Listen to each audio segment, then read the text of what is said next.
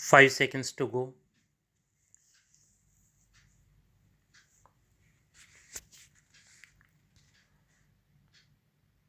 Start. Mr. Deputy Chairman, sir, it was a pleasure to listen to my friend, but I thought that he would launch his maiden speech as the leader of the opposition with a statement that the season for friendly opposition has started. But I am afraid he has a job requirement, and precisely for that reason, he has used a very critical line. He has said towards the end that he was impressed by the finance minister's speech, but he was disappointed after reading it. My submission is, if he reflects deeply and dispassionately, he will again go back to his initial reaction. He will remain impressed, perhaps more impressed than what he thinks he should have been. I think it is unfair to say that the diagnosis is partisan, and also unfair to say that remedy is going to be worse than the disease. Now, I submit for the consideration of the honorable leader of the opposition that history always does not solve the problems of tomorrow or today. His basic thrust has been that there is a problem. The country is facing crisis, an economic crisis, fiscal crisis, the foreign exchange crisis. It is good to confess that we have a problem. Who contributed how much is a matter of detail, that is a matter of debate. But can you escape the responsibility that this also contributed in a large measure, and contributed in an irresponsible manner at a time when the economy was most vulnerable?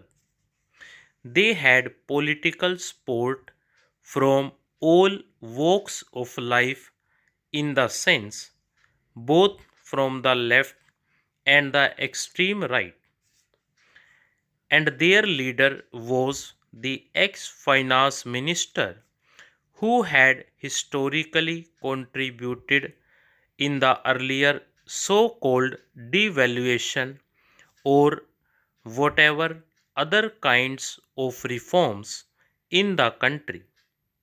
So, who is preaching? The devil quoting scriptures, something which we are not used to. But the job requirements for my friend could be his constraints. He talked about black money and said that the government had compromised and had not taken deterrent accounts. Would the House like to hear from him what the Janata Dal government did? Did it do anything to recover even 1 rupee of black money? So it does not lie in his face to say that enough is not being done, or that the government is compromising with black money.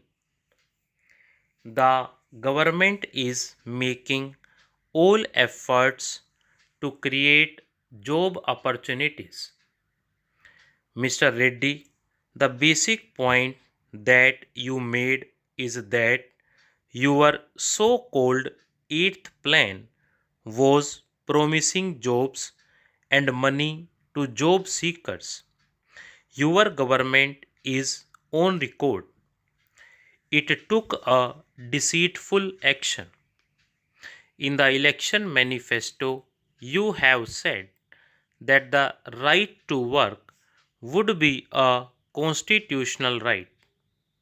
What steps did you take to convert that promise into reality? How many extra jobs were created? So, it was not only a political rhetoric, but it was a concrete dishonesty. Look at what you promised in the election manifesto and what was there in the president's speech. What followed after the president's speech is systematic running away from the election promises. And ultimately, we ended up with no plan. You created sufficient situation for the next government of 9 months not to get off the ground so far as the plan processes are concerned.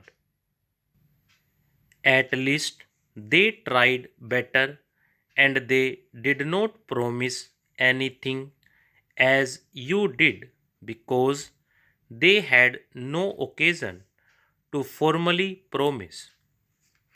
Now you have said that the IMF has become an international sovereign.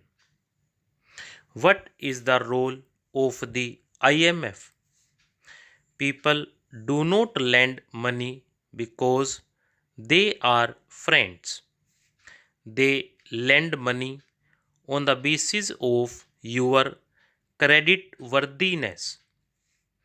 And today, the IMF's signal is required for the rest of the world to revive faith in the Indian creditworthiness, which you have eroded first by taking aloud and irresponsibly from the housetop that the coffers are empty. Even a destitute does not say that his coffers are empty.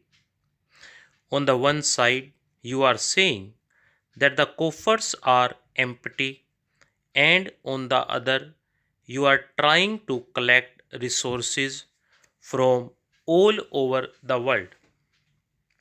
Secondly, not only you shouted that the coffers were empty, whether they were empty or not, but you took sufficient step to deliberately make them emptier.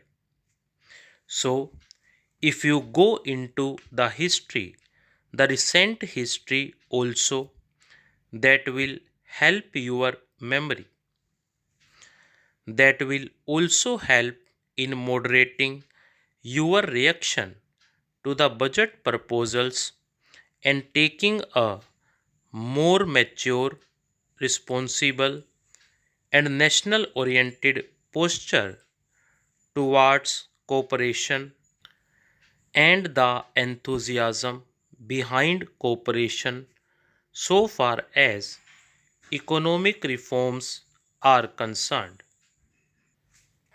I am glad that he has taken note of three crises: fiscal deficit, price rise, and foreign exchange.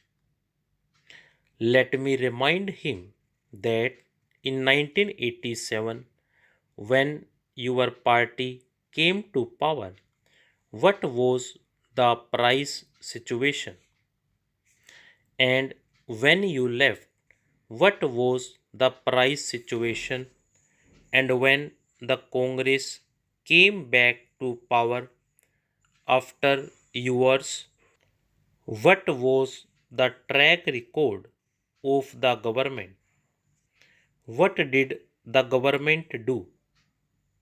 We are sure that you have repeated the history of 1987.